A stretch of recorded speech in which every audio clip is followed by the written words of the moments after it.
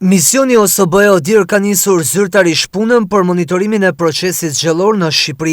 Kreu i këtij misioni Lamberto Zanjer gjatë konferencës për mediat bëri me dije se për monitorimin e procesit zgjedhor të 11 majit do të angazhohen 300 vëzhgues afat-shkurtër, 26 vëzhgues afat-gjatë, të cilët do të shpërndahen në të 12 qarqet e Shqipërisë. For the election day period, Sot hapim zyrtarisht misionin e vëzhgimit të zgjedhjeve të OSBE-ODIHR. Për ditën e zgjedhjeve do të kërkojmë 300 mbikëqyrës afat-shkurtër që do të vinë në Shqipëri pak përpara zgjedhjeve. Në ditën e zgjedhjeve do të ketë një komponent më të gjerë të vëzhguesve, vëzhgues nga Asamblea Parlamentare e OSBE-s, Asamblea Parlamentare e Komisionit Evropian dhe Parlamenti Evropian. Qëllimi i këtij misioni do të jetë vlerësimi i kryerjes së këtij procesi, nëse do të jenë në përputhje me angazhimet e Shqipërisë ndaj OSBE-s dhe detyrimet të tjera të Shqipërisë, si dhe përputhje me legjislacionin vendas.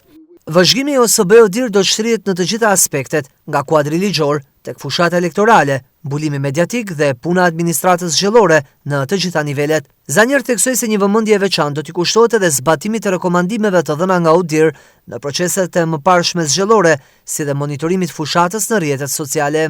Do të monitorojmë nga afër të gjitha aspektet e zgjedhjeve, si kuadri ligjor, zbatimi i fushatës edhe në rrjetet sociale, puna e administratës zgjedhore në të gjitha nivelet, mos marrëveshjet dhe mbulimi mediatik në përgjithësi. Si pjesë e këtij procesi do të jenë edhe takime me përfaqësues të shtetit, partive politike, shoqërisë civile, medias dhe faktorit ndërkombëtar.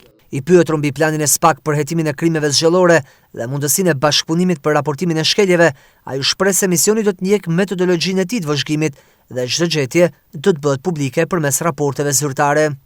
Bashkëpunimi me autoritetet është i rëndësishëm, por gjetjet tona do të ndahen përmes raporteve zyrtare. Një ditë pas zgjedhjeve do të kemi gjetjet dhe përfundimet paraprake të misionit që do të prezantohen ditën pas zgjedhjeve dhe në fund një vlerësim në tërësi të gjithë procesit të zgjedhjeve që do të bëhet me raportin përfundimtar.